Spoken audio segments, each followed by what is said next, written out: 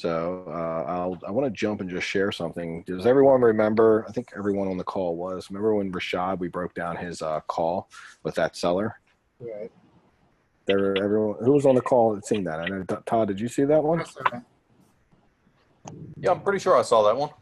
Yeah, the one where the lady was like got offended because he asked her what she was going to do with the money, and then it was a couple of things, but she was being a little tough to deal with, very analytical.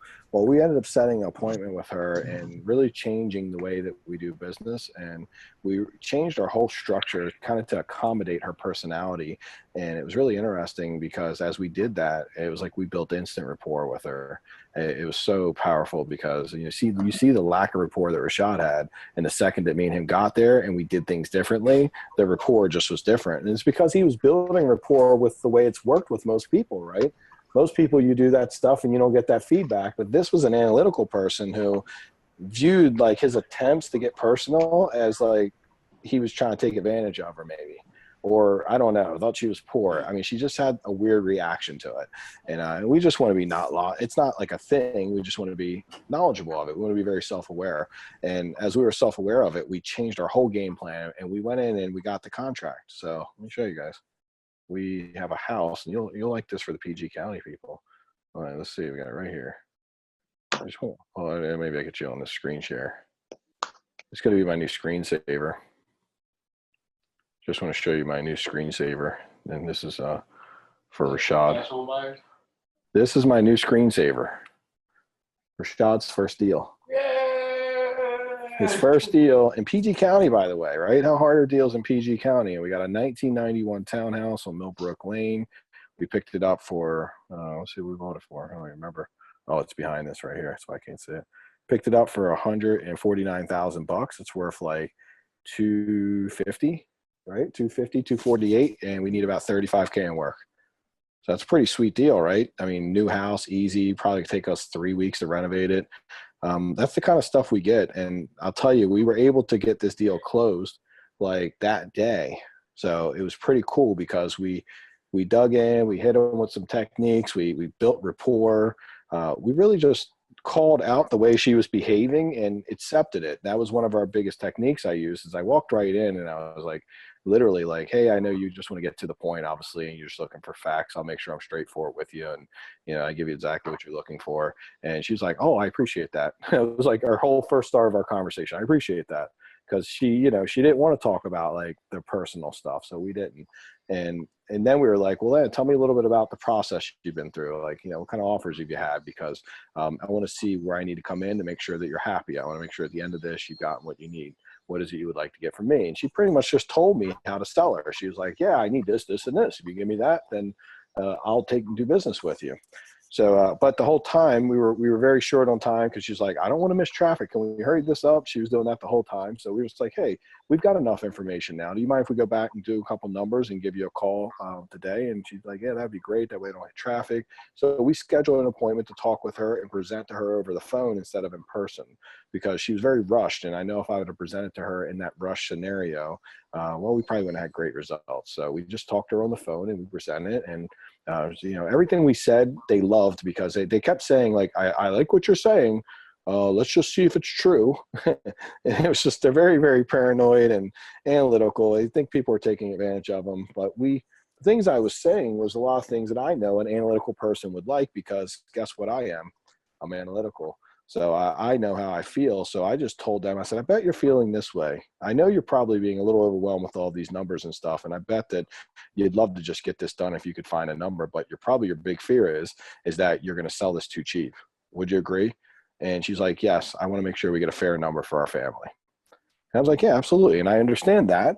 If I was you, I'd want the same thing because, obviously I remember, just 10 years ago when I had to do this with my father and then we went into that conversation. That's how we got a little personal. We got it personal through telling a story that was very based on telling a story that had a lot to do with like a similar story to what they were talking about. Oops, hold on a second.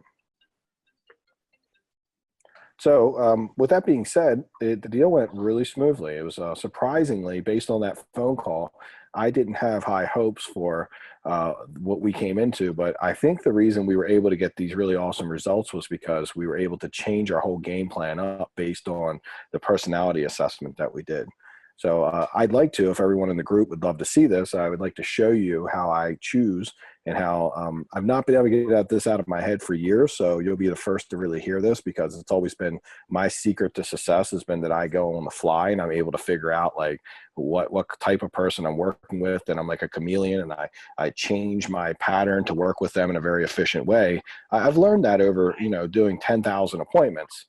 Now, the key is I can teach you guys this because I've been taking it out of my head for Rashad and helping to teach him. So I'll share it with the group. So it has a lot to do with, has anyone everybody's heard of the DISC or no? DISC, well, not like a hockey disc, but like the DISC personality profile. Does that sound familiar to anyone? Yeah, like the Myers-Briggs. Todd, you said you heard of it, or is that Jimmy? I've heard of it. I think they call it Myers-Briggs, the personality test. Yeah, so the DISC it's DICS or DISC. It's DISC personality profile. What's pretty cool about this is that it says that everyone has a specific personality that they lean towards. The way that it works is that you might be a very analytical person, you might be a very social person, you might be like a dominant kind of take charge person, or you might be a very steady person. And these are the 4 different things that you can be. That doesn't mean that you couldn't be all the other things too, but it really talks more about where you naturally fall and what would be easy for you. So for me, I'm a D, which is a dominant person. So it's easy for me to take charge. So I often work on not being too assertive, because sometimes I'm very assertive and I'm a little bit pushy, and I work on being more flexible, more laid back, and more easygoing, because I want to balance out a little bit and I don't want to be too crazy. And people say, I don't like that guy. He's a little too much for me. And you're like, so I want to be able to blend in and build rapport. And I can't do that with customers if I'm being pushy with them. So I have to work on that. Some people aren't pushy enough. And if you weren't pushy enough, then you'd work on being a little more pushy. So each person's individual stretch is where we kind of light and where do we need to get a little better. And if we're too much of something, then we always are looking for personal balance, right? So there's no bad DISC assessment. It is just what it is, right? Your personality profile is just what it is. There's no bad or good. What's pretty cool about it is as you guys have went through and you've gotten an understanding of like, Jimmy, you guys, the Carols, you'll get to see this soon. But as you go through, there's strengths and weaknesses. And for every strength, there's a counter weakness to that strength. So it's like there is kryptonite to any strength. So if you think your superpower is that I get stuff done, well, you're probably really impatient. You're probably also a person that people say, hey, he's a little, so he runs people over and he's not very caring. But, because when you're get stuff done person, you tend to run right through people to get stuff done.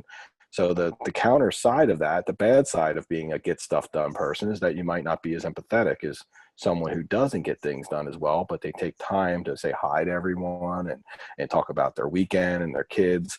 So, there's the yin and the yang to every personality profile. Either one's bad, by the way. They're all, sometimes we like to think that if we're one way and someone's different, that they're bad. But the reality is we're all different in many ways, and we all have very different personalities. When interacting with someone, what I want to show you guys how to do is how to assess what type of person you're dealing with. So let me pull, and this, I got to figure out how to make this my screensaver for a shot. Can I make this, you want this to be the screensaver? Yeah. That's the deal? Okay. Until the next one, then I got to put a new screensaver up? Okay. I like that. Yes. Oh, why don't I save them both? To where when you look on my computer, all you see is all the contracts just tiled out. Yes. That's a good idea. We're have to figure out how to do that. So we're figuring out how to put every contract he signs on my computer laptop. It'll just be like this whole thing of like crazy amounts of contracts. Or if he goes to work for a Lyft, it might just be one. Just depends on how well Lyft pays him. Let's see. So let me pull it up really quickly and I'll show you what we've been working on. And obviously I'll give you kind of a first glimpse at it. Some of the work I've been doing, really pulling all this stuff out of my head.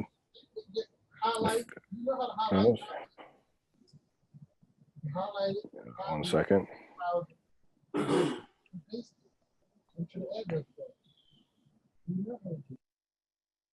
Okay. So everyone can see my screen, right? Okay. So we're going to start with the different, I just want to show you a couple things we came up with. And these are the techniques we're using. We always give our sellers the opportunity to overcome their own objections.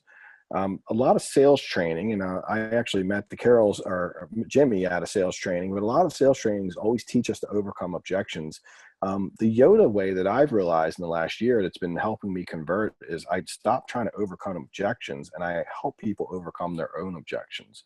So it's really powerful. So if someone's like, well, how do I know I could trust you?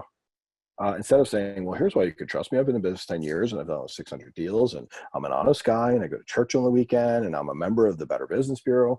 I mean, they're not really asking me, can they trust me?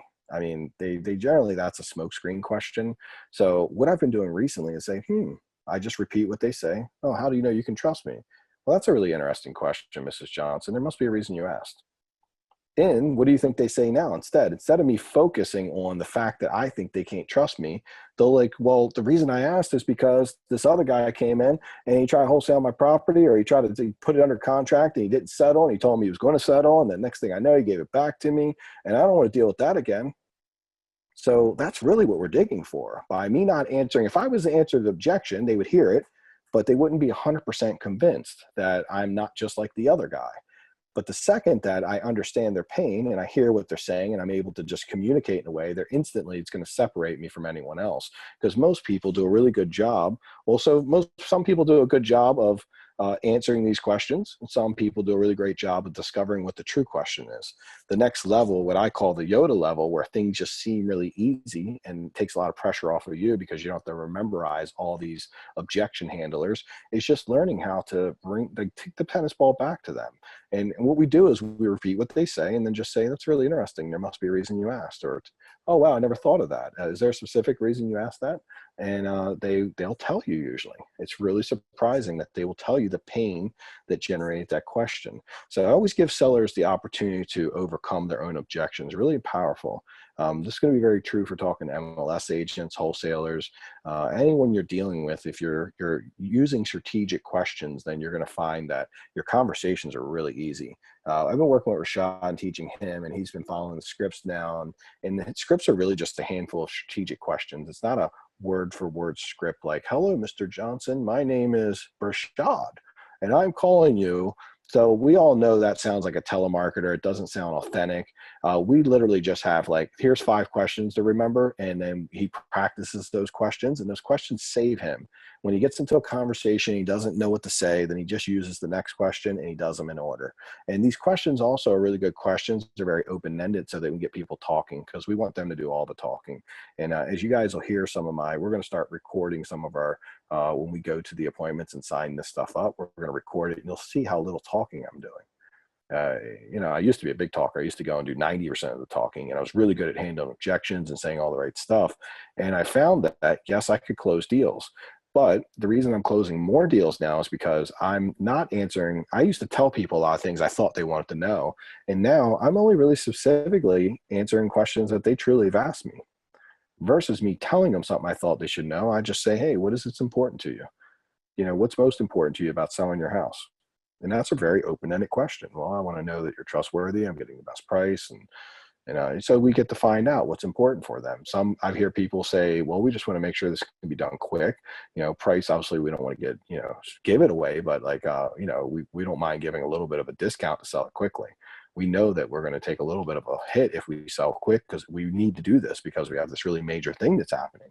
So that's why we always give them the chance, because they'll tell us. So building rapport on our first appointment with our seller is like the big thing we've been doing. So first question we asked ourselves, and we can usually find this out in our phone call, is, who is our seller and what is their DISC? Their DISC is their personality profile. And I'm going to go in shortly and tell you the D, I, S, and C. And I like to see each person in the group thinks where they think they are, because this will be the first step. Because what we want to do is we want to start assessing people in our lives, people that we talk to on the phone, and we want to start practicing this. We want to start practicing figuring out like what their personality profile is. So the one thing I really want everyone to understand as a core concept is that you're an observer. You're not a great salesperson. You don't need to go in there and be flashy and say all this cool stuff like they did in Boiler Room or any of the other great sales movies. You know, we don't need to do all that. We want to be very, very understated, very kind of behind the scenes. They, you know, almost like we get what we want, they get what they want. We're both happy. Everyone's great. And it felt very effortless. We almost feel bad like we didn't do any work. And they don't feel like we did anything to them. You know, they don't feel like we used a move on them, because we don't want to use moves on them. We want to really genuinely just connect with them and genuinely come there to serve and to be in service. And that's not an easy concept, because we're business people and we're thinking, well, we need to make money. Well, you'll make more money. And Zig Ziglar says this, and he's passed away now, but he says that the more people you help get what they want, the more you'll get what you want. So you hear that all the time. It's a very common saying, and it's very true, by the way. So tailor your presentation to the personality type. So once we figure out what their personality is, then we'll tailor a presentation to it. Now, and remember, you know, you want to come out the deal. You can't get what you want until they get what they want. So just know you have to take time to discover what they truly want. Don't make the assumption that it's all about price. It just not always is. I mean, it's not always about price. Now, obviously I want to be upfront that, you know, most people aren't going to take a lot less money, but people will take and want to work with the person who makes them feel most comfortable and gets closest to where they thought that they wanted to be. Now, if where they think they want to be is really high, which is not uncommon, then it becomes our job to take them from where they are to where they need to be. And we do that through education. We do that through showing them comparables and comps and what other things are selling for and how much we're going to spend on the renovation, how much we're going to make. Being very transparent and just showing them like, look, and then I always ask this question after I do the presentation. I educate them, I show them what I'm spending, and I always say, hey, listen, you see what I'm putting into this, how much work's going in. Just imagine the money you're getting from this house. You invested it and wanted to flip a house, and you were going to spend, say, $150,000 or $170,000. You'd want to at least make $20,000, wouldn't you? And I've never had anybody to date. I ask this question every single time, and I've never had anybody to date say no. They're always like, oh yeah, absolutely. With what you're doing, you should make some money. Yeah, you probably get the work done cheaper than me. And, you know, honestly, if I had to do this myself, it probably would cost me, you know, I would not make any money because I couldn't get the work done that affordably. I thought it was more money.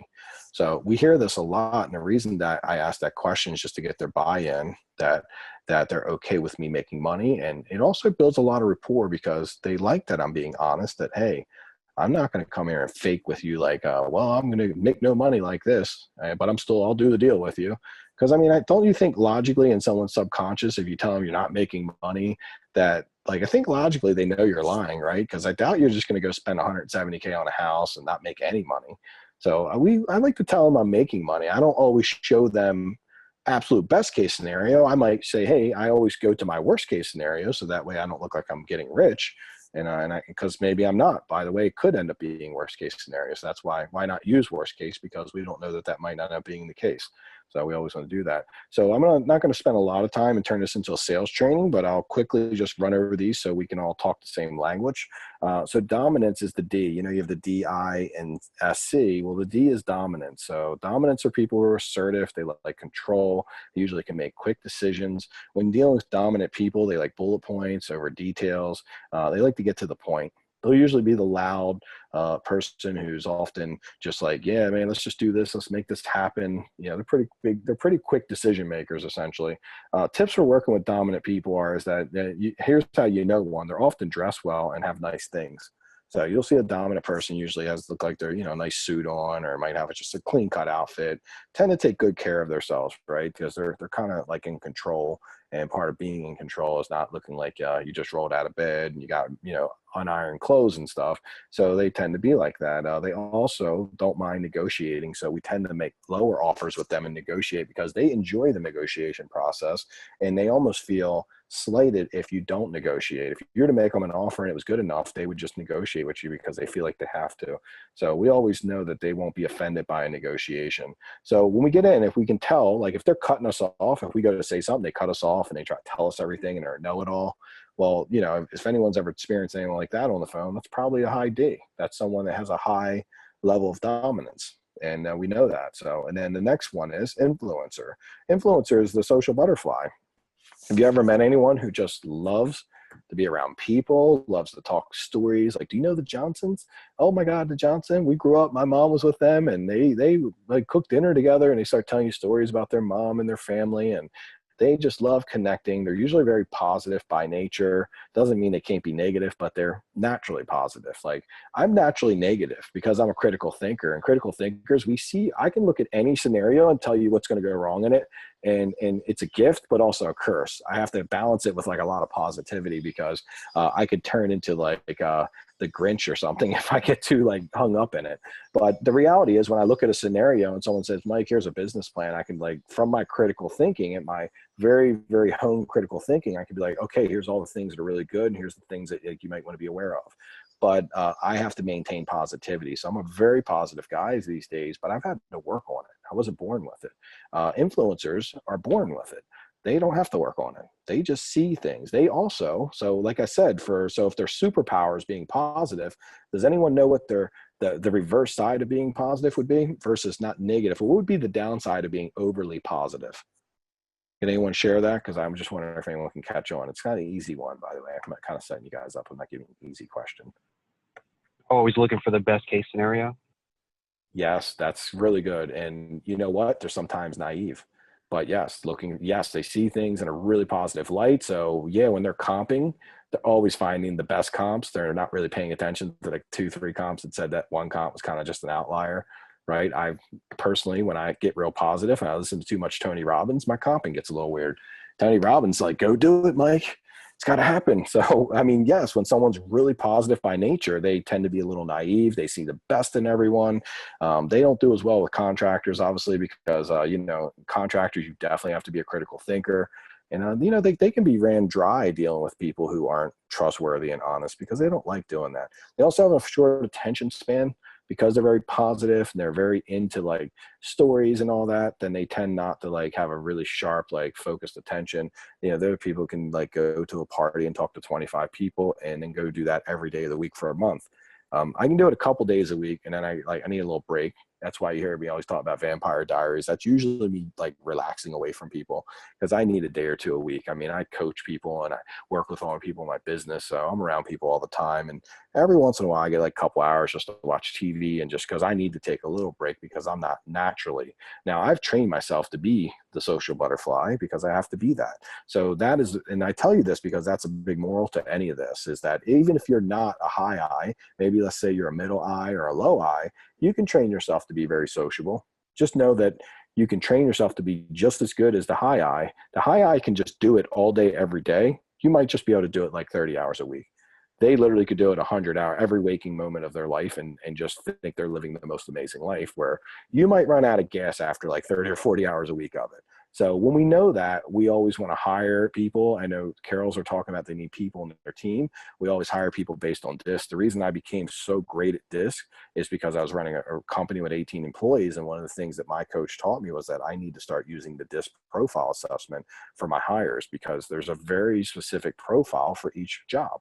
So if you want a salesperson, guess what a salesperson is? They need to be high end. Does anyone guess the two that they might be high end? Well, if you don't know the rest, then that might be, again, another tough question. But I feel like I got a great answer last time. Maybe someone will jump out. But the other two are steady and analytical. A salesperson, I'll just tell you so that way you don't have to answer. But a good salesperson is usually a high I and a high D. So meaning that they get stuff done, they're assertive, they like to knock stuff out, they like to, hey, let's get this deal done, let's make this happen. And then also they're totally okay talking with people and networking all the time. So they're usually pretty high in both of those. That tends to be a very good DISC profile for a salesperson. Because imagine they're closing all the time, they're trying to get people to close a deal, and they're constantly networking, getting on the phone. It doesn't bother them. Because I'm not a high I, I'm a good salesperson, but again, I've been training about 10 years to become a great salesperson. And I will say that it's not my thing I love to do 24/7. I'm not going to go out and talk to people on the phone for the fun of it, but a high I would. I would definitely put themselves in that situation. So yeah, they're fast to make decisions and impulsive sometimes, and make sure you engage with them, because they do take things personally. So a good example would be if you were in a meeting and your phone kept ringing, and you were there with like a high I, and they were telling you a story about a friend or a family member, and you were looking at your phone and not paying attention to them, you would instantly lose rapport with them if you did that. So leave your phone ring and don't bother, or ask their permission. Say, I'm so sorry to interrupt. This could be my wife or family member. Is it okay if I just look at this? I don't want to be rude. And if you did that, that would mean a lot to them, because that would be, hey, I'm showing you respect. I'm not just going to pick my phone up and not pay attention to you. They would be very offended by that. So just know that when they're social butterflies, you definitely want to make sure you're empathetic and, you're not like a get to the point, take time to talk with them.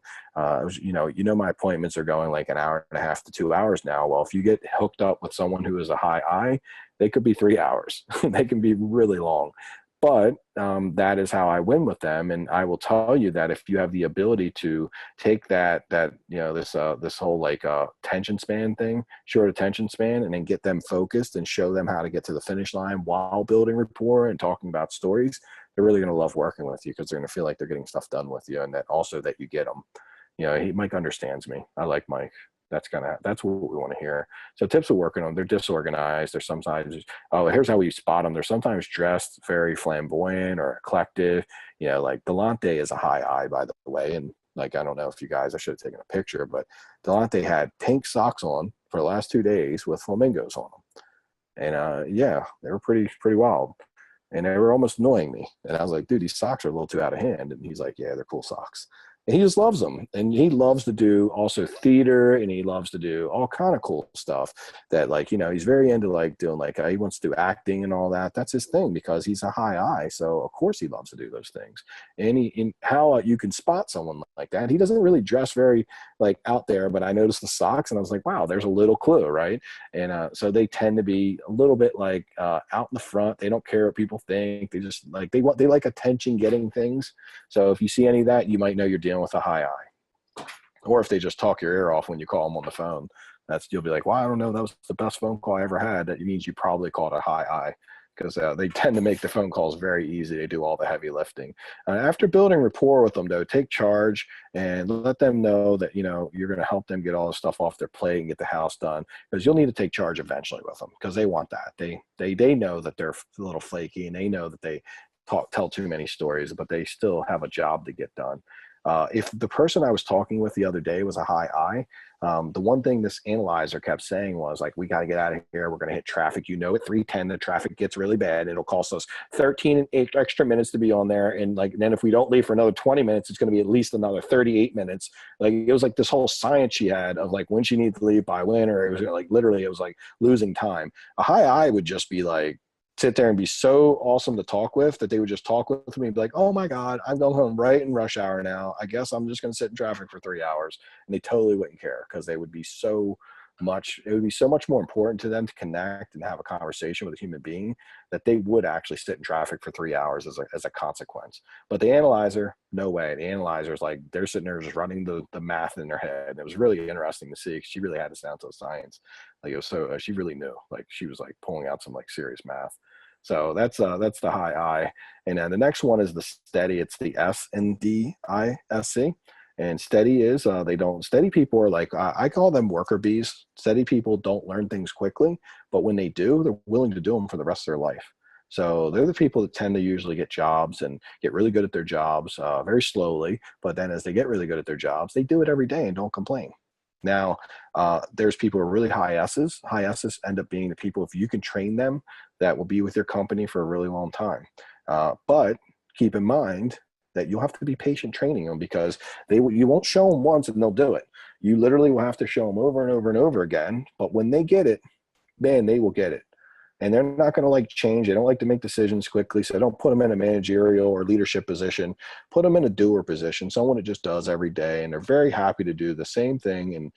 And they're very agreeable. So again, another reason you don't want them in a managerial position, because they would just, oh, you went off for the week? That's fine. No, you didn't hit your deadline? Okay. Sounds good. Work on it next week. Have a great day. That would be a steady person. Low risk taker. Obviously, they don't make very good house flippers if they're really high S's, unless there's like another piece of them that actually counteracts it a little bit. They're soft-hearted and supportive. They want to make a difference in the world, love charity, just love being more meaningful. They're more who, so the S is who I've been working on becoming more of. I'm actually personally like the lowest S that there can be. I'm almost at 0. So I really am. So everything that's been said on there, I'm like the opposite. So very, very impatient. I'm not slow to me. I'm quick to make decisions. I love change. I sometimes change things for the fun of it. Like my biggest aha for me has been like, hey, Mike, stop fixing what's not broke just for like the fun of it. Because I don't need to. And I wouldn't say I'm a high risk taker because there's another part of me. I'm also this analytical person, and that stops me from being a high risk taker. So it does override a little bit. But so they would love, if you're dealing with a steady person, they're going to love testimonials. They're going to love to see that you changed someone's life and someone liked you enough to write a testimonial and tell you how awesome you were. They would really like that because they would say, oh, wow, I feel like I'm dealing with a really good person. Because like maybe you say, hey, you mind if I share a couple testimonials with you? And you just break out, there's a couple people I dealt with. And I just want you to know that, obviously our goal and mission here today is like, we would love to buy your house. First of all, we want to make sure that's good for you too. Is that fair? I mean, is that okay with you? And they'd be like, see, the fact you just say, oh, absolutely. Thank you for being that. Because listen, if we can't buy your house, it doesn't work. We totally might just say, maybe I can just refer you to an agent or someone else. Does that make sense? And then see, we're talking like that with Estes because they'll know that, oh, wow, this guy's supportive and salt-hearted like me. And he just truly wants to help. And by the way, I'm being genuine about that. I'm not lying. That is a true thing. When I go into these appointments, I want to be genuine and I want to know that like, if it's a fit for us to buy the house, fine. If it's not, that's fine too. Maybe I can refer the agent or list it for him, or maybe I can just say, hey, this would make more sense for you to fix it up yourself. You're a contractor. I don't know. I'm usually giving very honest advice, and that way I just weed down. And then because I'm being very honest, they like me because they can tell I'm not kind of blowing smoke up their butt. So they love testimonials. They will make a decision, but you better be patient. So don't go in there with some crazy off the wall sales technique where you like, hey, okay, we need a decision right now.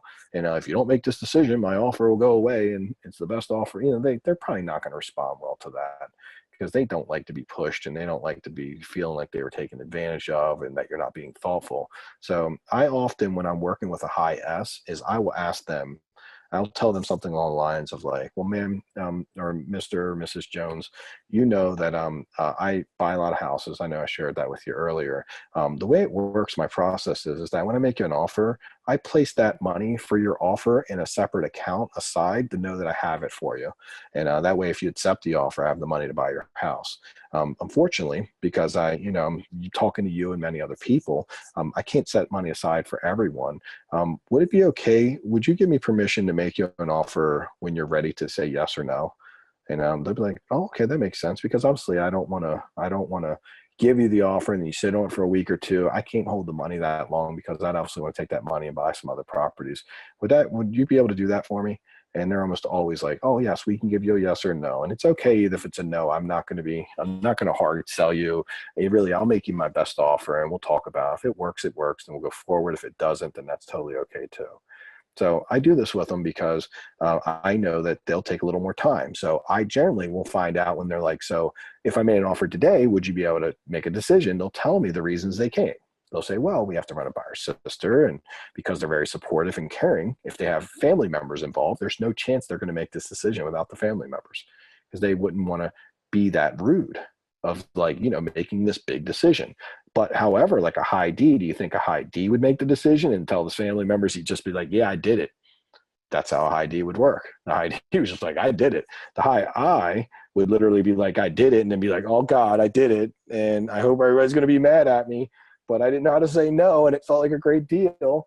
But the D just be like, I did it. And you know what? Guess what? I got this stuff done. You guys are taking too much time. And the I is going to be like, uh-oh, I was kind of impulsive, right? And then the S will really want to take in and just think about it, feel comfortable and know that everything's lining up, that everyone in their life will really feel good about it. They're not going to upset anyone because they're very soft-hearted and supportive and caring, and they don't want to offend anyone. So this is one of the best personality. My mom is this personality type, by the way. She's very high S, and my uncle too, my project manager. So great personalities. And, they're just warm, good people. Very, very lucky to have them in my life. And, you want to marry an S. You want to probably have S's in your business. Just be patient with them because they won't learn everything. Like I can learn something in 10 minutes and then get bored of it in 15. So they might take 5 hours to learn the same thing, but then they can do it. So you need people to do. Sorry, go ahead. Any questions? There's someone popped in. Hey, Mike. Yeah. Hey, Mike, this is Jay. Hey, sorry, Jay. Hey, any particular reason you chose this personality profile over others? You broke up a little bit. Say that one more time because I want to make sure I answer correctly. Yeah, I was just curious if there was any particular reason you chose this particular personality profile versus the other ones. Is there any others you're saying? Is there better ones versus the other? Okay, am I still breaking up? Right. In, like, I feel like the exact word I need to hear is word, but now you're good. Go ahead and say it now. Okay, I was just curious why you chose this particular personality profile over the others. Okay. The very first part is what I'm missing. What about the different personalities? Is this better? Yes. Okay, so I was just curious as there's several different other personality profiles, and you chose this one. So I was just curious what you liked about this one better than the Yeah, others. so there's a lot of different personality profiles, but they all pretty much work with these. So when you really dig into them, they might call the analyzer something different, but they really are very based in this. And this is like one of the bigger ones. If you've heard of Myers-Briggs, is very popular. I personally got certified in this, so I understand it really well, and I'm best suited to help you with this one. There's different ones, and I mean, everyone can make an argument by this one's good, this one sucks, but DISC is really big and a lot of people use it. Myers-Briggs is really big. It's very common. I'm just not certified as an instructor in Myers-Briggs. So it's all the same, by the way. Myers-Briggs is the same concept. It's just they name things differently because they're competitors. So they have to name it something differently. So I would actually have to go understand the terminology, but same concepts, by the way. In every personality profile test that they do is all based off the same science. They just have to make it their own so they can sell it and then tell you why it's better than everyone else's. And that's just business, right? Everyone can't have the same product. But this one also I'm working on, and I don't hold me to this, but I am working on trying to get an unlimited membership with this. So if I can do that or get it cheap, I would love everyone in the group to take it because we could use that to learn a little bit about yourselves. And that's what this is all about. The test is it's usually pretty cheap. It's either like 30 to $50 or something like that, and it's really powerful. The first time I had it done, why I got so like in love with this is the first time I did it. I had never had anyone know so much about me that I didn't even totally understand about myself until I read it. And it was just this freaking test where I answered like a bunch of questions, and I was like, how do they know me better than I know myself? Like, I was just like, whoa. And then I did it with all my employees, and every single one of them were like, holy crap, this is scary. Like, how does this thing know like how I am? And what we start to quickly realize is we all think we're individuals and we think we're very different, but we aren't really. We just are a different combination of these four modules within our personality. So when you start to understand how each person acts, you can identify very quickly who they are and what type of person they are. And when we can figure that out, then we have the ability to change our behavior to best serve them. And that's it. I mean, we're working with someone, if they talk loud and you talk really soft, they won't hear what you're saying and they're probably not going to like you. So you raise your voice a little bit, keep up with their speed, similar body language, and you connect. Now they put their defense down and you can get down to business as far in the business of the day is like, hey, how can I help you, man? What can I do to like make, get you where you want to go? What is it that's most important to you? And then they're like, oh, I'm glad you asked because you kind of like me. I don't mind sharing. So yes, we want to be authentic to ourselves, but as salespeople, we need to be in and we need to make sure that we are building rapport, not breaking rapport. So, and we don't need to be judgmental. I mean, if I'm an assertive person and someone's really soft talking, then it's very judgmental of me to be like, oh God, that guy was kind of weird and he talked kind of soft and I don't know what was up with him. It's just being very judgmental. I mean, I know we all like to do that because it makes us feel better. Like we're the most important species of personality profile, but the reality is like everyone is very uniquely awesome, and you really start to gain an understanding of how and why they motivate and why they do things. And when you gain understanding, you get out of ignorance. And I've been most of my life, I've been in ignorance. And I would say most of people probably are in ignorance in their life because we just don't know. We don't know that there's so many different personalities. There's so many different really cool things about people that are completely the opposite of me. And I never took the time to learn that until just the last couple of years. And since I've done that, my friendships have evolved and, my ability to affect a lot of people in a positive way has really been heightened. It just took me getting out of my own way. I always got along with people like me. you know, it was no problem. I found another guy just like me. Like, well, man, we're just like each other. We love each other. But what about people that are very different to me? That's the powerful thing. You know, that's what Gandhi would tell you, like, you know, being accepting of everyone. And that's a really big thing. So anyhow, this personality one I like. I think it's as good as anyone out there. I'm not going to say it's the best because I don't even know how we determine that, but it'll do the trick and it'll do everything we need. And I'll be able to really kind of give you and base all of our stuff off of this because it's accurate. It's easy to understand. And the last one after steady is almost tips for working with steady is build rapport is important. Show them you care. They really love that. Get an understanding of their decision process and draw out your offer as long as you need to if they're not in a hurry. So sometimes people are like, hey, we're in the beginning of our decision process. If you were to like go there and present an offer and try to make them close right then, they wouldn't. And also what they likely would do, not intentionally, they just would have to do because they would end up shopping around and your offer now is on the table. So they're going to, you know, when they give away they spill the beans to the next guy, he's going to know where he needs to be to beat your offer. So what I try to do is with S's, it's like, hey, well, if you're going to take a month to make a decision, I totally understand that. If I was you, I would do exactly the same thing. Shopping around is very important. You want to know you got the most money for your family. And then I would say something along the lines of like, well, I've been doing this quite a while. Or if you're new, you might be saying I'm part of a group and we do a lot of houses. And with that being said, we're known for making the highest offers. And would it be okay if I held my offer knowing that I need a quick yes or no, and you don't seem like you're at the perfect time to do that because you need to do some shopping? Could I hold my offer until the end? And knowing that it'll be the best offer, it would be in your best interest, obviously, to give me an opportunity just to you hear my offer before you make any decisions. Would that be okay? And most people are just like, sure, yeah, that's fine, man. I'll go get some offers. I've had them going out and getting their offers, and then like Basil saying, Mike, we're here. You know, we're right here. We just need one more, and then my sisters will be happy. And then I'm like, cool. Well, and then I know where I need to be. And sometimes, believe it or not, the offers get up too high, and I can't do anything. And then I'm just like, hey, you know, I wish I could have made that offer. And I've even at that point, just out of pure awesomeness, and it's part of me being a different person I was in the past, is I've like, hey, you mind? I'll take a look at your contracts and I'll tell you which one's best if I lose. I've done that for people. Totally okay. Now, I have gotten the benefit of every once in a while the contract's kind of like flighty and I can tell it's a wholesaler and it's not a real deal. And I'm just like, hey, you should take these things out. I don't think they're trying to actually buy your house.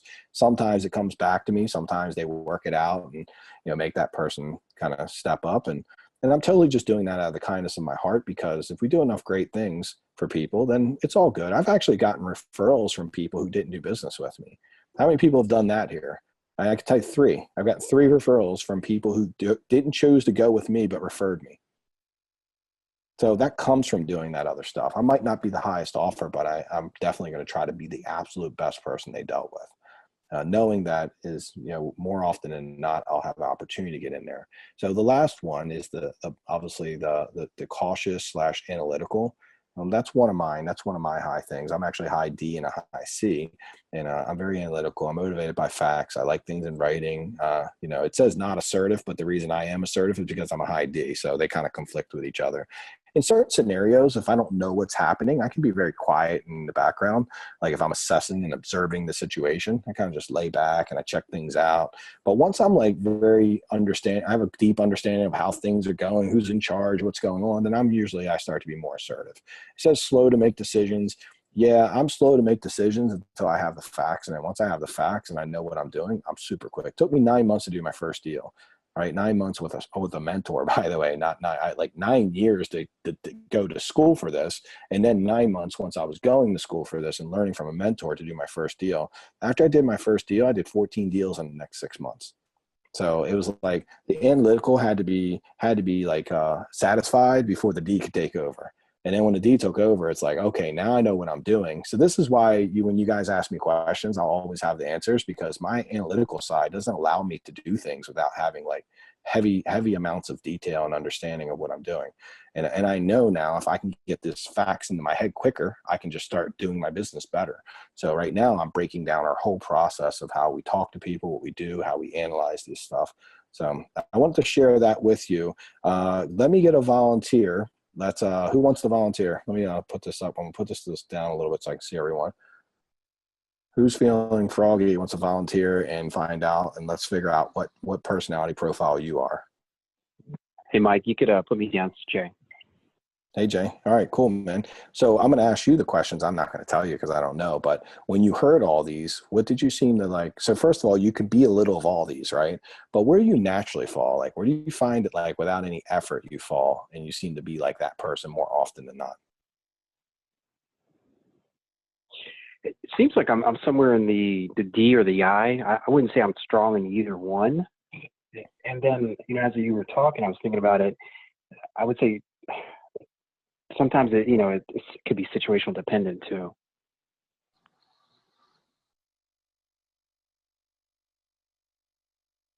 Jay, I lost you. Can you hear me now?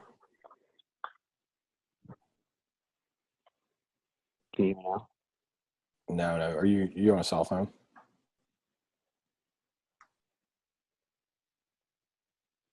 Yeah, let me switch over something real quick. Yeah, you need a Wi-Fi connection. Yeah, I'm gonna switch off of that. Can you hear me a little bit better? I can. It seems like it works really well until you start talking, and then I don't know if it takes like more power for you to talk, and then it just falls apart. But so yeah, go give it a shot. So you said you felt like you're a higher D initially, or still do maybe? Yeah, I just switched off the Wi-Fi. I think that's part of the issue. Yeah, I was gonna say I think I fall somewhere between the D and the I, but not high in any either category. And then it's situational. I think it's a little bit situational dependent too. It is very, by the way. So we do have our natural place that we lay, and then we have our learned place that we lay. So I didn't actually talk about that, but so for me, I learned to be a higher I, but naturally I lay at a lower I. But you wouldn't know when I'm out doing public speaking and doing all kind of coaching and talking to people and running a business. I just knew that I couldn't really run a business and do all the things I wanted to do in my life unless I actually learn some of these high I skills. So every skill is learnable. We're just not natural at it. There's some people that just walk out and they just start talking to people and they love it. They feed off of it. So I have the ability to do almost any of these, but there's some the D and the C are my natural defaults. I get really, if getting stuff done, you put me in a situation where everyone needs someone to lead and make decisions, I just go right in and it takes no energy. And I'm just like, do this, do that, do this. All right, I don't care if it's going to be right or not. Just make it happen. Let's go. We'll figure it out later. And then the C part, if someone's like, well, we need to research this new thing. Well, okay, I've spent weekends researching stuff. It's kind of sad. It's not really a great personal life. So I'm glad I had to learn more of the I stuff because before I learned the I stuff, I used to just sit and look at the MLS for a whole weekend. And Monday morning I'd come into work with my partner and he'd be like, oh, what you do this weekend? I went to do all these fun things. And I'd be like, oh, look at the MLS. He's like, man, you have no life. I was like, yeah, but I got us like 10 deals to look at. It's like, so I literally would just like comb the whole MLS for the weekend. And that's not a very good balanced life, but it was a good way to get started in this real estate business. But it was not a great way to spend our time and, in our life, right? Not a quality of life, but that's who I am naturally. So I have to sometimes learn. So, okay. So that's pretty cool. Who else wants to go and thinks they could have like maybe if I can hear them better, I can give you some feedback on it. Who has a good connection?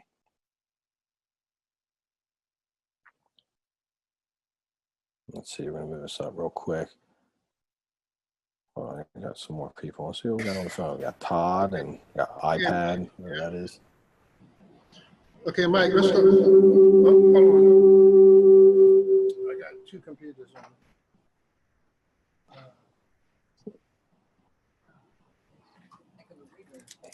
Yeah, let me cut this one off.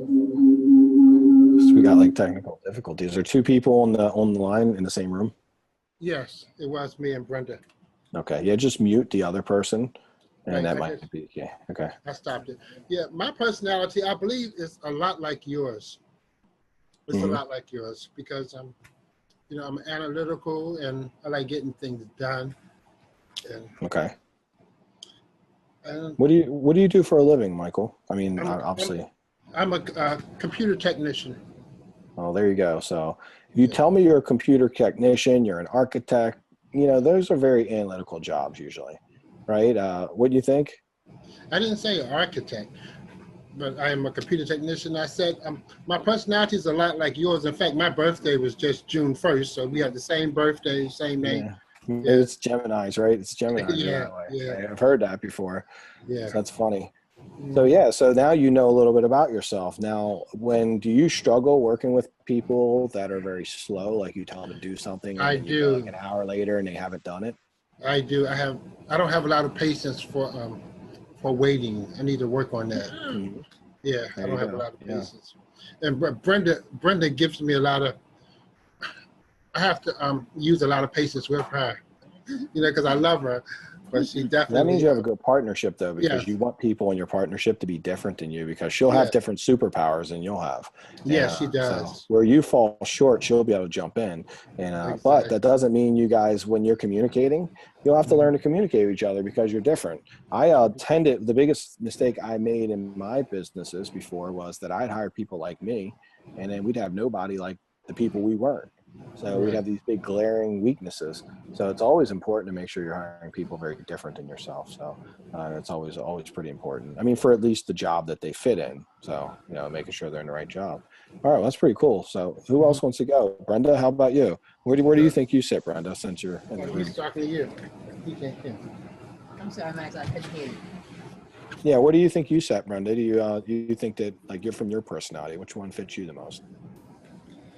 Well, I'm easygoing. Yes, speak up a little louder. Okay, I'm easygoing, and I don't really like negotiating. When people tell me their price, I want to be able to pay the price that they've asked for. That's Yeah, I got you.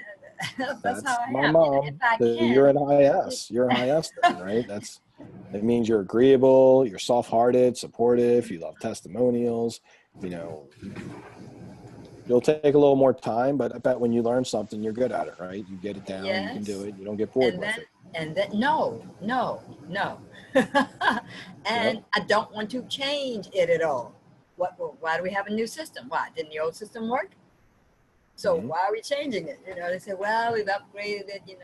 No. No, I I don't. hear you. And you and Michael want to just change things just for no reason at all, but that I can see, new and improved. Why?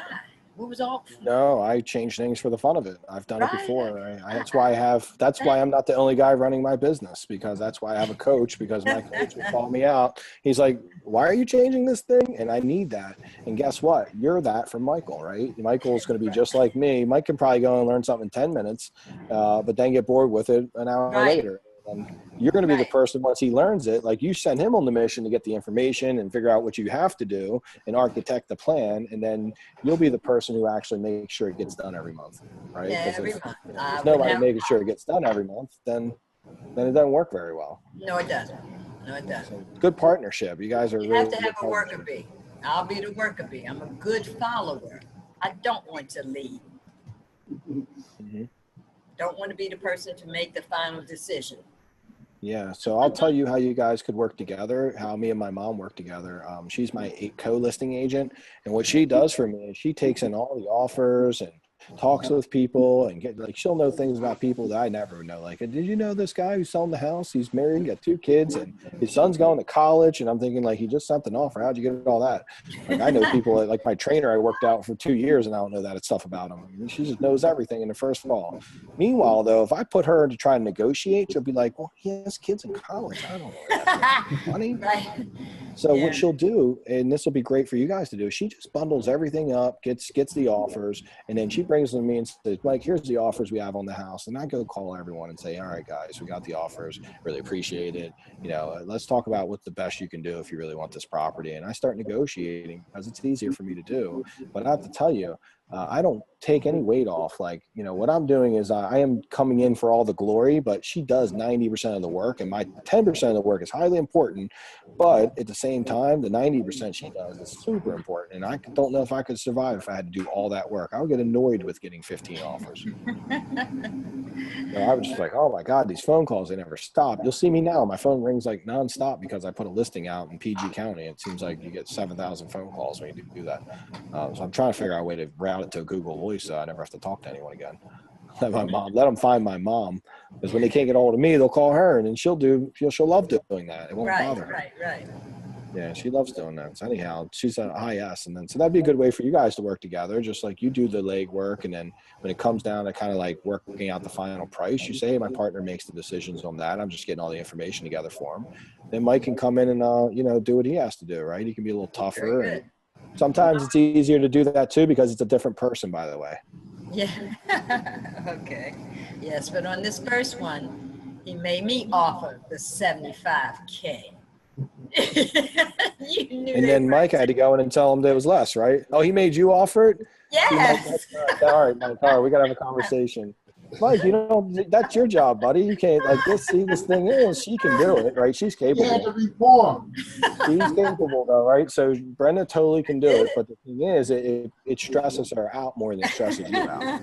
So, like, it's like the thing is, if she's going to do all that 90%, you got to do the 10%, right? You got to do that 10% she doesn't like. Because she'll gladly do the 90 if you're willing to do the 10, because she really doesn't like the 10. And I'm not saying she can't do it because my mom has done it, and I make her do it every once in a while because I don't have time. And she does a good job at it, but she don't like it. And I have to recognize that she doesn't like doing it. So I'm okay to let her do it one every 3-4 times, but I don't want to make her do it every time because it would make her unhappy Right. long term if I put too much on it. So yeah, Mike, you gotta be the bad guy, Mike. You're the bad cop. That's true.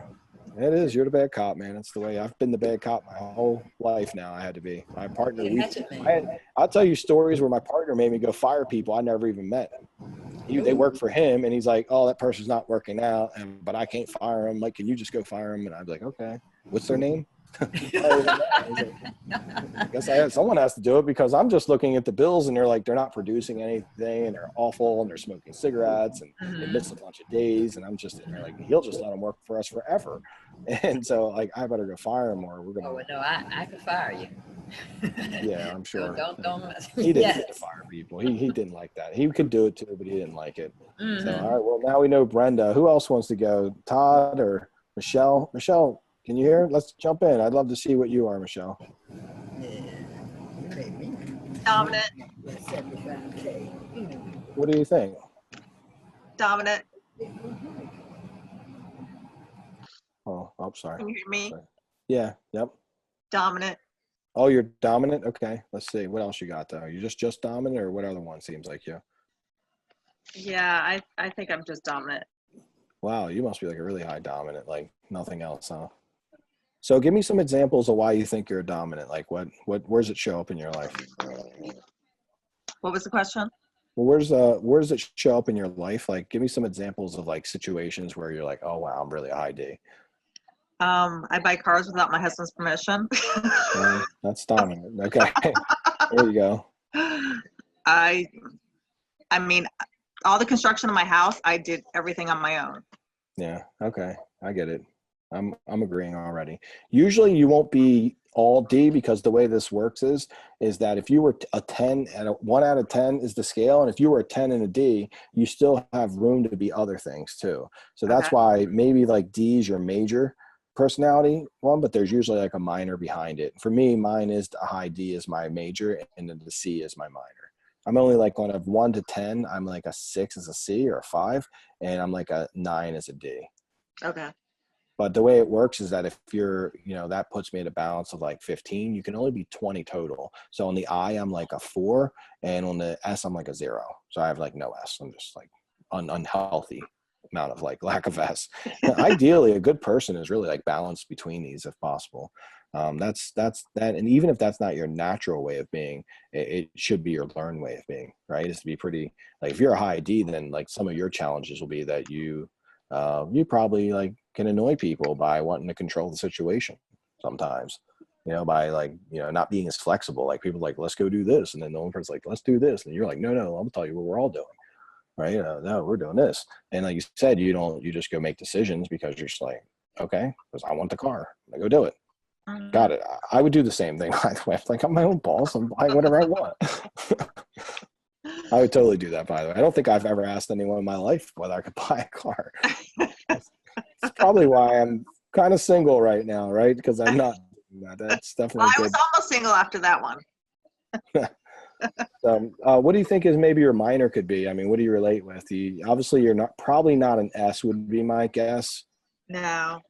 Do you like any kind of details, or when you're getting into details, how do you find yourself? Like, you like doing any research, or kind of like being a detective? Yes, I am a detective. That's how I found you. Yeah, there you go. So you're probably some C. You're minors like me. You probably have a similar personality to me. You're probably like a C and a D. That's Okay. a common personality for this business. It works really well because the thing about you is that because you're a researcher, you'll be able to figure out stuff eventually. So no matter whether you're a low S or you'll be able to learn it. You easily become the chameleon. The analytical part helps you go research the other personalities and then understand them so you can be more like those if you need to. So yeah, that's good. That's actually, yeah, I mean, all profiles are good. It's just a matter of like making sure you don't do things that are not going to be healthy for that profile, stressing yourself Right. out. Usually when people say, I don't like house flipping, it sucked really bad and it was so awful for this reason, it's because they're usually doing things that are conflicting to their personality. So imagine like a high S trying to, by themselves, run a flipping business, and then they got to get on the phone and do like cold calls or like deal with irate people on the phone from mailers or bandit signs. I mean, how long would they last? Right? It just probably that would really wear them down eventually. I found that people can do anything no matter how conflicted to their personality it is, but usually not more than like a year to 2 to 3 years tops. And by then, that's why people burn out when they get into businesses that are very against their personality. They burn out from those businesses. So it's finding in the business, right? If you don't like to talk to people and you're not like, don't have that social thing, then you can probably get on and just figure out maybe I'm better on the MLS or maybe I'm better doing these things to be less, interpersonal. But when you're a high D, you can just get on the phone and tell the MLS agent that they're going to accept your offer. How about that? There's a new technique for you. It's like, hey, Mrs. Johnson, I see you got this listing. Is it still available? Great. Hey, I'm going to get you an offer over. I'm going to need your clients to accept it. What's that going to look like? And you just tell them. Because you know what? Most agents are eyes, by the way. They're these social butterflies, most agents. Okay.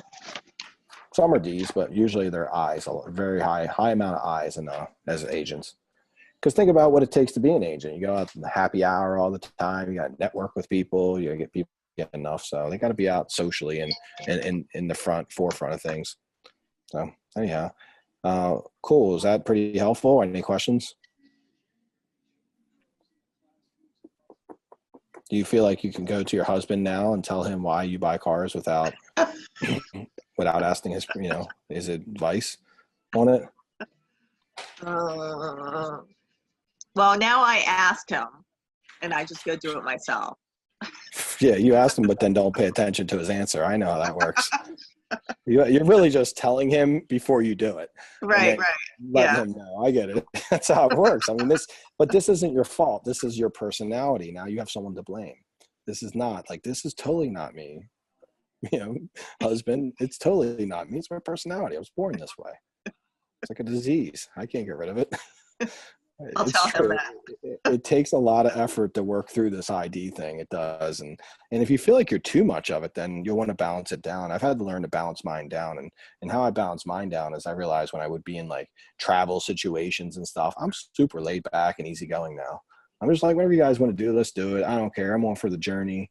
It used to be like, well, let's do this. And how about this? And I really want to do this. Who wants to come? And now I'm just like, what do you guys want to do? I've had to learn. Like, and my life's a little happier now that I don't have to have control of everything. Got enough control. Like, I want to control my conversion rates on my marketing for sure. I want to control, like, making sure my flips get done on time. But even that, sometimes Steve calls me and says, this didn't happen with the flip. And initially my instinct is to be like, why did it happen? Why did we miss that? And now I'm just like, okay, cool. What are we going to do different? Or what's the plan? And I let him kind of take over. And then he gives me a very slow story because he's an S. So I'd be like, well, I was thinking this and that. And holy shit. Because I just want to be like, look, just do this, man. I got to go. See you later. But he doesn't like me when I do that. That's what I realized. Me and him don't like each other when I'm like that with him. So I have to know, all right, I need 15 minutes to let him talk through this and figure it out on his own. Because if I just tell him, then it's not really empowering him at all. Right. I want him to learn to do this on his own. I just have to be patient enough to let him do it on his own. So, all right, we'll see. We got some good stuff. We know you run the show. There's your D. D's always run the show, essentially. Whether they're good at it or not, we do it. That's the thing about D's. We run the show, whether we're good or bad at it. It doesn't matter. So, hey, Todd, are you there? Can you hear or jump in? I can hear you. I have a guess on mine. What do you think yours is? I think I'm a dick. I'm about 25% D, 25 I, 0. And you're pretty high C? Yeah. Okay. That makes sense. I mean, I've seen that from you, you know, because I know the C part. I knew you were very detailed oriented. We talked about that. And we kind of connected and realized we were very much the same that way, because you can always spot another detailed person. They're always like, okay, tell me about the program and how much of this is going to be in it and how much of that. And can I get a list? Is there a way you can email and bullet point it out to me? And I'm like, no, I can't, because I'm a high D. Like the C wants me to do that. Like I know everything and I can tell you, but the high D won't allow me to sit down and write an email to tell you what I already told you, because it's inefficient. The D won't let it happen. So if I didn't send you an email, it's because of my high D. It's not my fault. I'm not bad. It's just a high, you know, I have the high D. So, all right, well, that's pretty cool. How does that help you? Or what kind of situations in your life have you seen these things that you see in here? Has it been like, wow, okay, I remember some times when I was like a really high D, or, you know, I really like my analyzation got me like a little paralyzed. Because so that is the downside of being a high C, is you're a good researcher, but the thing is you're totally cool researching like for the rest of your life. You know, the D will help you take action and do some stuff. The fact that you kind of went out and got your mailers out, that was your D. Yeah. So I don't have a problem getting things done. I do analyze it, but I will sit down and analyze all in one sitting until I have an answer. Yeah. So you analyze pretty quick and then get to the point and then get going. Yeah. Yep, and I've done the Myers-Briggs before at work, and I'm somewhat in a sales job besides engineering. So I've been working on this for a while. The S part, the compassionate part, and all. Yes. I need a little work on in that area. So what is your downfall, would you say, on your S part? What is the things you're working on? A lot of it would be being compassionate enough to really connect with people. They'll say something, give a cue that I should pick up on, and just to connect a little better with them. And I kind of like, yeah, all right, I don't care. That's not numbers. Let's move on. Yeah, I don't have time for this. I did that for a long time. And I'll tell you, as you start to run these mailers and stuff, a big part of like building rapport and all that would be your big thing. And what would probably work well for you is role playing, maybe picking up a buddy, like a practice buddy within the group, and you know, someone you like to practice with, or maybe someone that's an S. There's like Brenda or anyone that's an S that wants to practice with you and practice role playing, like conversations and being engaged in the conversation and actually getting to know one of these people. Anyone in the group who wants to do this with each other, I would really highly advise this. If you guys just want to, like, you know, on the Facebook group, say, hey, who wants to do this, and meet up, and you guys should talk. But what I learned at Choice was they taught me to get to know people. I realized, like, my personal trainer comes to my house 3 days a week, and for about 3.5 years now. And my mom had one conversation on the phone with him about a check she was sending him. And because, I talked to Rick and he was so amazing, and his wife wants to be some kind of, like, I think a life coach. And I'm like, I've been dealing with this guy for 3.5 years. I knew none of the things she knew in one phone call. And I mean, literally. Now, me and him talked about business and numbers and, you know, all kind of, like, you know, analytical stuff, but we never got personal, really, or very personal. And that's me. You know, so yeah, me too. So I learned at Choice, though, they make you learn to connect with people, and it changes your life a little bit, because you know, it's looked at very much that when you don't connect with people, that you're very selfish. And because you are really thinking about you, and it isn't that you're selfish, it's just that your brain is very focused in what it wants to accomplish. And, you know, other people's brains are very focused in how other people feel, and are very concerned about how other people feel. I've learned to turn that on when I went to Choice and spent about 6 months training. And I learned to really turn that on for myself. And to say my relationship with my mom, my uncle, and people work with me like Delonte and Rashad, and even people in this group, my relationships have gotten better. You know, I actually truly care about everybody in this group. You know, once I get to know them and know what they're really trying to do, it's helpful to be that way. And it'll be really essential, though, if we need to quantify it, because I know we do, since you're analytical. You know, obviously, if you need to quantify it, well, you'll make more money. There you go. That's all that really matters, right? And the quality of life will go up, but you will make more money when you learn to be more of an S and be more like them. But that is not going to be something that you wake up tomorrow and you just become. You'll actually have to practice it.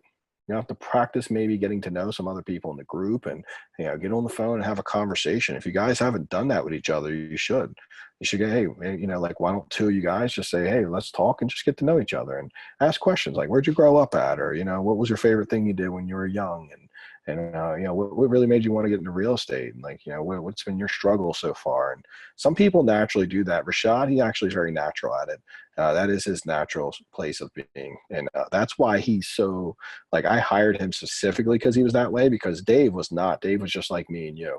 He's very to the point. His phone calls with sellers lasted 5 minutes.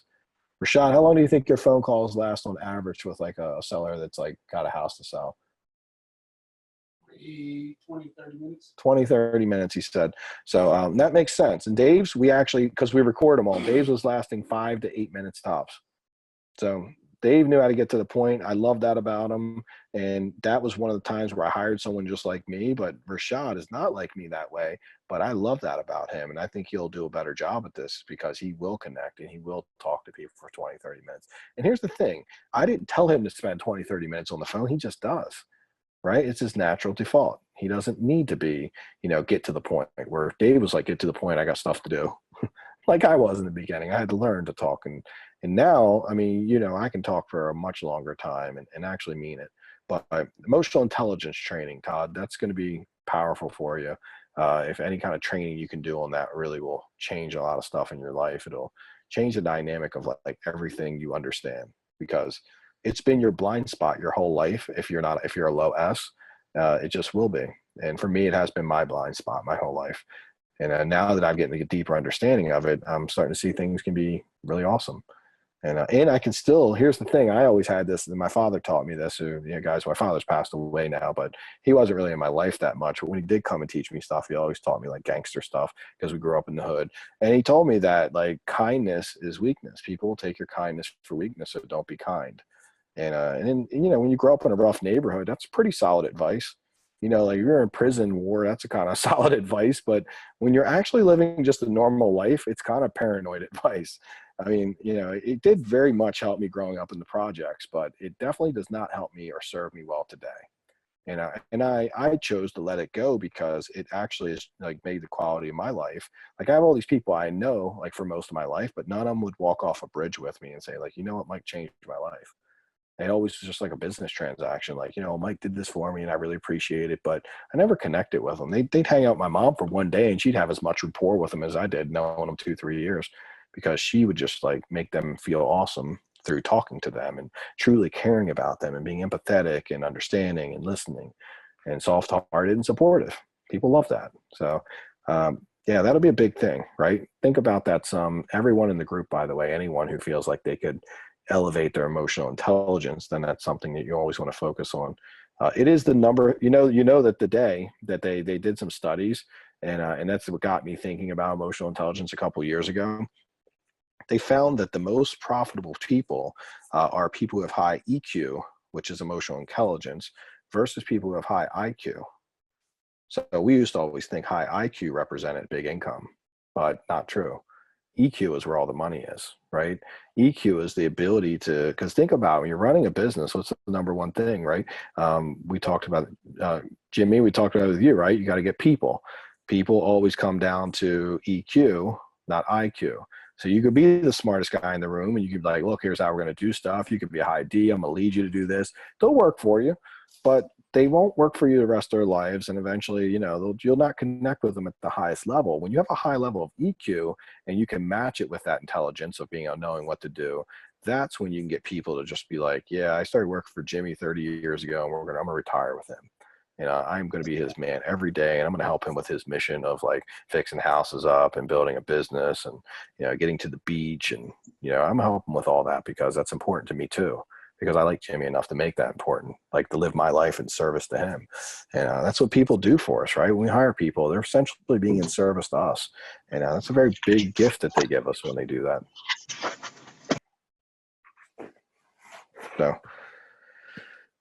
So anyhow, that's powerful stuff. And Jimmy, did you have something you wanted to share? Or just feel like you were getting in there, but maybe not. Maybe just listening.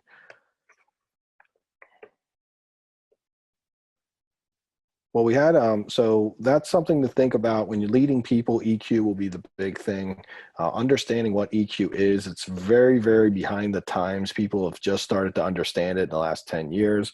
IQ's always been a thing because, you know, we put so much stock into school, and if you have a high IQ, then you get a degree.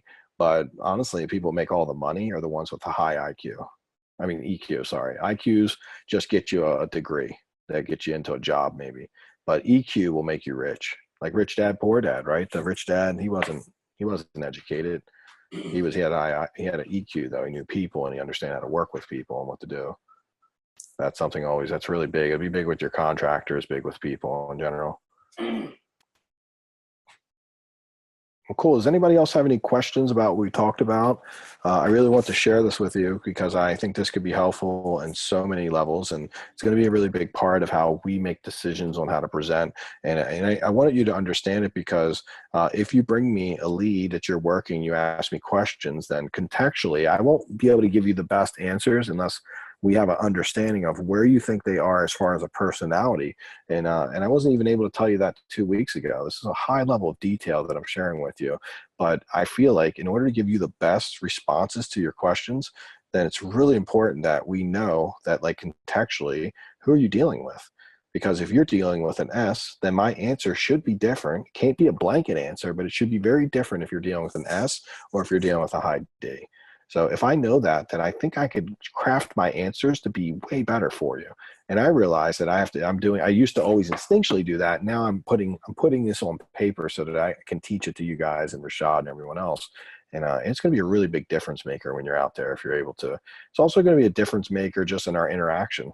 If I can give you really great advice because I understand like the context of like who you're dealing with, like what your position in the whole thing is, and that's really a powerful thing for me to understand. That's why I wanted to share it with everyone in the group, and probably will send something out to make sure people who didn't come today check this out also, because this is a really powerful training.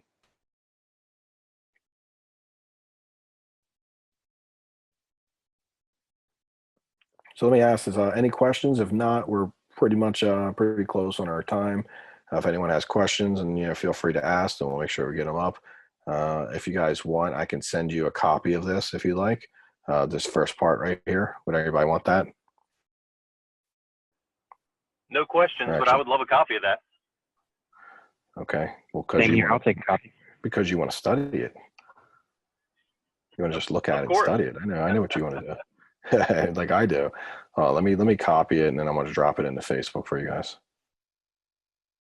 And everything else is, I'm not going to give you everything else only because I'm still working on it.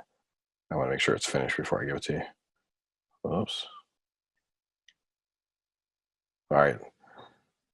I'm going to knock it out for you right now because Delante's gone. He's Delante. So you guys know that's where Delante's at, right? He's going for his last weekend of training for the emotional intelligence leadership training. And he's spent 100 days in it, that he's 5-6 phone calls a week. He's up 12 o'clock at night doing stuff. I mean, man, it is such a great training, and he has done such a great job. My mom's with him too. They're both getting ready to graduate this weekend. 100 days. Can you believe that? Are you going out for graduation? Sorry, what'd you say? Are you going out for the graduation? I'm not going out for the graduation, only because I've been out there about 25 times in the last 6 months. And I realized, like, I'm starting to look at my flying bill, even with my Southwest points. I'm like, dude, I got to stop going so much, and hotels and traveling. I need a break. So plus this weekend, they're going to just be doing stuff like on a retreat. So I won't get to spend any time really with them. So that's why I was like, I had to skip this weekend. I was out for the other weekends though. They had a couple graduations, not just one. This is just particularly, this one is just a specific graduation. So let's see, 6-figure flipping. I'm just going to post this on the group, and you guys will have it. Let me just write something. Okay, let's see if this works. Holy crap. I just did something technical. I think I did. Did that actually post? Okay, these the post part of that. Oh, post. Okay, got it. Almost forgot the most important part.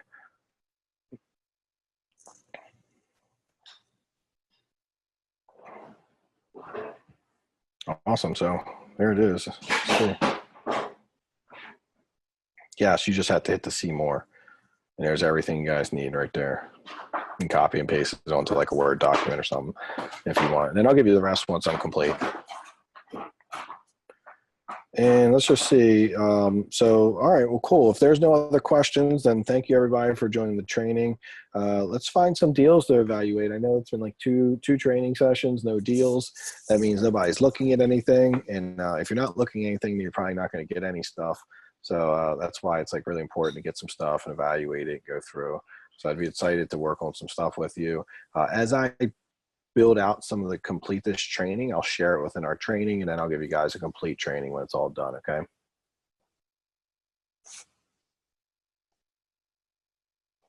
All right, well, have a great weekend, everyone. All right, thanks, Max. Thank you. You too. All right, welcome. See you guys. Have a good week.